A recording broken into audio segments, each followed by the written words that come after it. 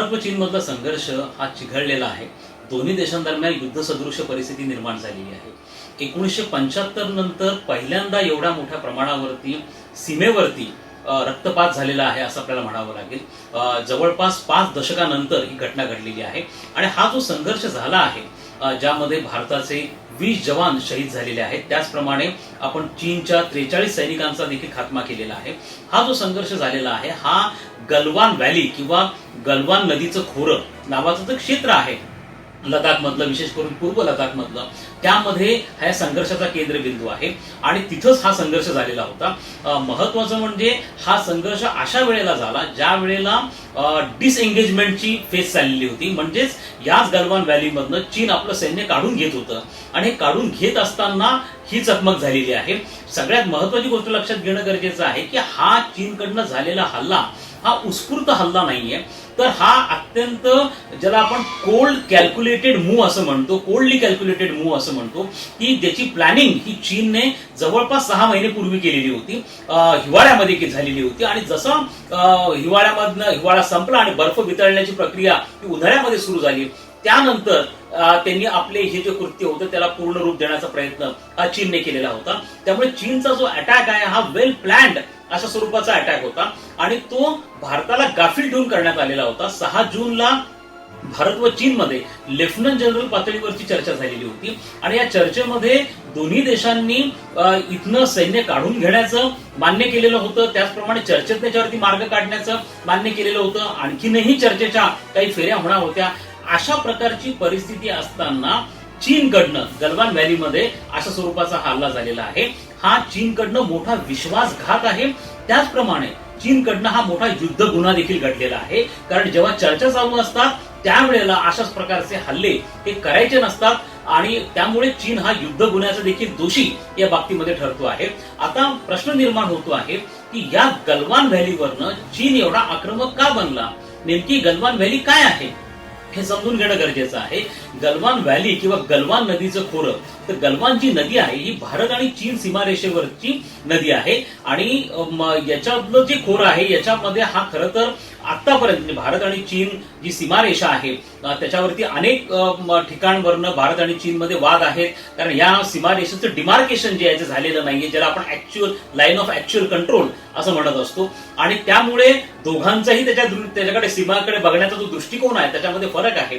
आणि लडाख मध्ये ही गलवान व्हॅली ही भारत आणि चीनच्या सीमेवरतीच येते आणि या नदीचं जे खोरं आहे यावरती हा खरं तर एकूणच अत्यंत शांत अशा स्वरूपाचं क्षेत्र होतं आणि आतापर्यंत भारत आणि चीनचा कोणताही संघर्ष या खोऱ्यामध्ये झालेला नव्हता, परंतु अचानक चीनने या खोऱ्यावरती आपला सार्वभौम अधिकार सांगायला सुरुवात केली।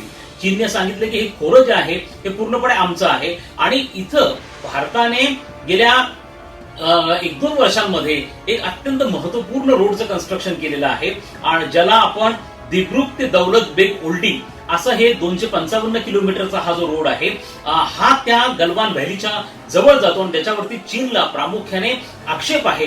त्याचप्रमाणे याला लागून असलेला जो पेंगॉंग लेक नावाचा भाग आहे जो अत्यंत प्रसिद्ध असं पर्यटन स्थळ आहे, या पर्यटन स्थळामध्ये देखील याचा जवळपास 1/4 भाग हा भारताकडे आहे आणि 3/4 भाग हा चीनकडे आहे। चीनने तिथं मोठ्या प्रमाणावरती यापूर्वी साधन संपत्तीचा विकास केलेला आहे, परंतु भारताने आता ज्या वेळेला तिथं रोड कन्स्ट्रक्शन वगैरे सुरू केलं त्याच्यावरती प्रामुख्याने चीनचं हे ऑब्जेक्शन आहे। चीनला जे प्रामुख्याने सगळे ऑब्जेक्शन्स आहेत ते भारताच्या कन्स्ट्रक्शन संदर्भामध्ये आहे।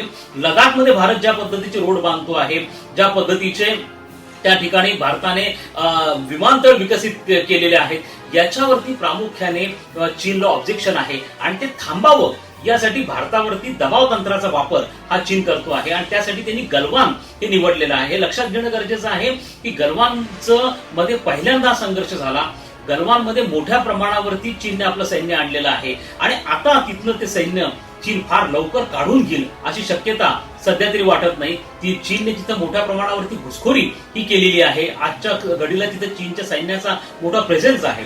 आता मूळ प्रश्न निर्माण होतो की गलवानचं सामरिक महत्व काय आहे। गलवान व्हॅली हा पूर्णपणे पर्वतीय क्षेत्र आहे, इथं उंच मोठे पर्वत आहेत आणि आता जे आपले 20 जवान शहीद झालेले आहेत तिथं तर अशी बातमी आहे की कोणत्या पद्धतीची बुलेट ही फायर झालेली नाहीये आणि त्यामुळे मग कदाचित ह्या जो संघर्ष झालाय हा दगडफेक आणि लोखंडी रॉडनी झाला आहे असं म्हणतात. पण त्याच्यात एक शक्यता अशी आहे की कदाचित त्या दऱ्यांमध्ये आपले काही जवान देखील पडले असण्याची शक्यता, त्याच्यामधनं देखील एखादी हानी होऊ शकते अशी पण शक्यता ती नाकारता येत नाही. आणि जगामधलं सगळ्यात डिफिकल्ट वॉर टेरेन म्हणून गलवान व्हॅलीचा उल्लेख केला जातो की जिथं संघर्ष करणं प्रचंड अवघड आहे, कारण तो पूर्ण पर्वतीय क्षेत्र ते असल्यामुळे तिथनं आपल्यासाठी ते का महत्वाचं आहे, कारण गलवान व्हॅलीवरनं आपण तिबेट जो आता चीनच्या ताब्यामध्ये आहे, चीनने त्याला बेकायदेशीरपणे बळकावलेला आहे आणि चीनने मोठ्या प्रमाणावरती लष्करी साधन संपत्तीचा विकास सध्या तिबेटमध्ये करायला सुरुवात केलेली आहे. तर जो चीनच्या लष्करी हालचाली आहेत तिबेटमधल्या त्याच्यावरती लक्ष ठेवण्यासाठी गलवान व्हॅली आपल्यासाठी अत्यंत महत्वाची आहे. त्यामुळे तिचं एक सामरिक महत्व आहे आणि चीनला याची कल्पना आहे, कारण चीनने अलीकडच्या काळामध्ये तिबेटवरती लक्ष केंद्रित केलेलं आहे आणि तिबेटच्या चीन हा लडाखला तिबेटचाच एक भाग मानतो. त्यामुळे ते त्यांना जे भारताने जशा पद्धतीने साधन संपत्तीचा विकास हा लडाखमध्ये सुरू केला त्याच्यावरती त्यांचा प्रामुख्याने आक्षेप आहे. मूळ जो आहे तो गलवान व्हॅली आहे, कारण ती सामरिक दृष्ट्या देखील अत्यंत महत्वाची आहे आणि आतापर्यंत चीनने त्याच्यावरती दावा हा सांगितलेला नव्हता, परंतु आता चीनने त्याच्यावर दावा सांगितलेला असल्यामुळे दोन्ही देशांमधला संघर्ष हा इथं वाढलेला आहे आणि हा याच्यामधनं चीन अगदी लवकर याच्यातनं काढून घेईल सैन्य असं वाटत नाही. आपण जर चीनच्या युद्ध रणनीतीचा थोडासा आपण विचार केला तर त्या दृष्टिकोनातून चीन कोणत्याही भूभागावरती जेव्हा आपला हक्क किंवा दावा सांगतो तेव्हा तो 5 पद्धतीने त्याच्या त्या स्टेप्स आहेत की ज्या 5 पद्धतीने तो भूभाग काबीज करण्याचा प्रयत्न करतो. त्यातला पहिला जो आहे तो म्हणजे इशारा देणं की हा भूभाग आमचा आहे. दुसरं धमकी देणं आणि त्या धमकी वजा तो आपला भूभाग आपल्याकडे करण्याचा प्रयत्न करणं. तिसरं जे आहे त्याला डेमॉन्स्ट्रेशन म्हणजे आपल्या शक्तीचं प्रदर्शन करणं. चौथं जे आहे ते अटॅक करणं आणि 5वं जे आहे ते विड्रॉवल. अशा 5 स्टेप्स मध्ये चीन कोणताही भूभाग गिळंकृत करण्याचा प्रकार करत असतो आणि आपण आता असं बघतो की सध्याची जी स्टेज आहे, 3rd स्टेज आहे डेमॉन्स्ट्रेशन, म्हणजे चीनने आपल्या शक्तीचं प्रदर्शन हे गलवान व्हॅलीमध्ये केलेलं आहे आणि त्यामुळे गलवान व्हॅली हा सध्या भारत व चीन यांच्या संघर्षाचा केंद्रबिंदू बनलेला आहे.